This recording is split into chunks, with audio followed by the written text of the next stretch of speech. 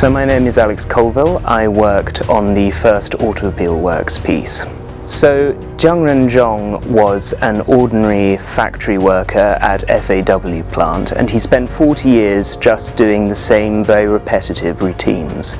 And what interested me about this particular individual was that even though he'd been doing the same thing every single day, which had just been ultimately bending a certain axle into shape for Jianfeng trucks, he still had the most amazing vitality about him. Even though he was an incredibly old man, his eyes would light up whenever he spoke about his day-to-day routine, which I just found incredibly inspiring, that he had such passion about work which a lot of people would consider very dull, but he just enjoyed doing a good job and just doing it well.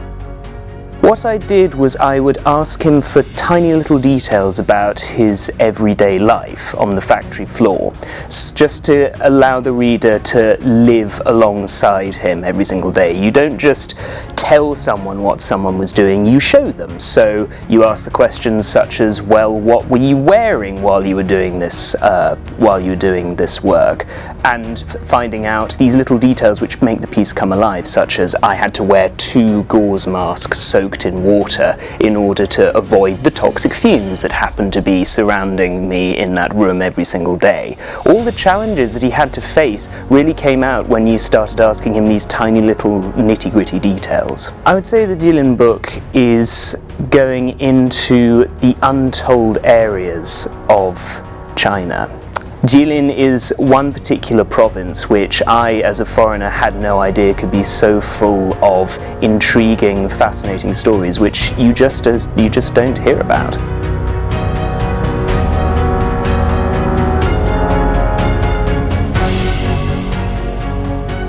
So I'm Sam, I'm the Deputy Managing Editor at The World of Chinese, and I wrote 2 main parts in this book. The first was on different cultures, so Manchu culture, a part about shamanism, and the Chaoxianzu, or the Chinese Koreans in Yanbian. And I also wrote a section on winter sports, among other things. I would say that when I first went to Jilin, it was in the winter, and I already knew about Jilin being a great place for winter sports and skiing, and that is absolutely the case. It's one of the best places in China for skiing and winter sports. What Jilin has, which a lot of other provinces and places in China perhaps don't, is a range of different cultures all mixed together and all waiting to be explored. So I had the great opportunity to meet with Manchu people who are working to preserve their language. I met with shamans who are continuing on their ancient traditional beliefs.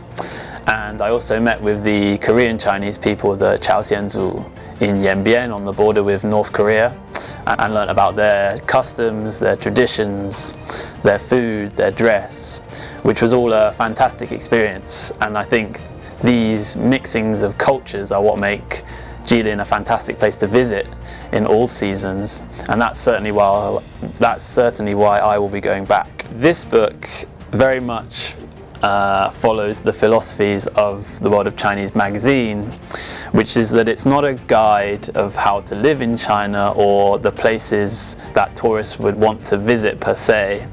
It's more about the stories behind those places, the history, the culture, and most importantly of all, the people that make up a place and make up the stories of a place and the culture.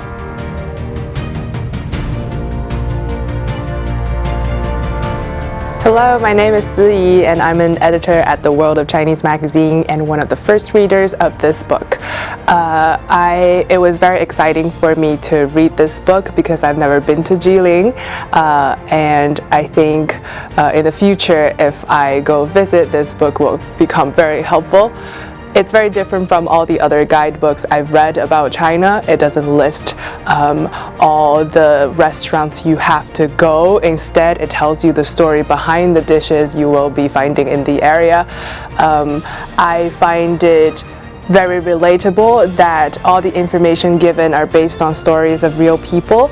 I liked how this book touched on not only the history and the cultures, but also the contemporary society of Jilin. I remember there's an article in this book talking about the Changchun Film Studio, and it started with the story of a Chinese-Filipino family watching the films produced in the studio together as one of their fond family memories, and I thought that was very cool and relatable, and will definitely speak to readers around the world.